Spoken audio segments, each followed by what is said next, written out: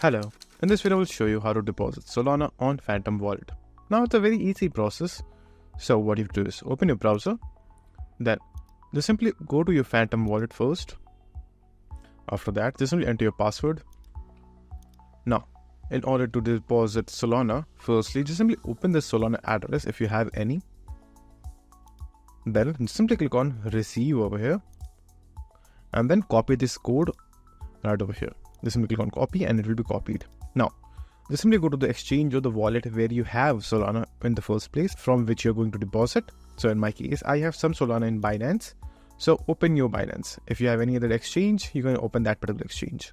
Now, in order to deposit Solana on Phantom Wallet, just simply click on the withdraw section in Binance. Then all you have to do is just simply click on select coin and select Solana. Then enter the address that you just copied from Phantom Wallet. And after that, enter your desired amount that you would like to deposit in Phantom Wallet. After that, all you have to do is just simply click on the withdraw option. And then within a few minutes, the deposit will be complete and you will receive your crypto in Phantom Wallet.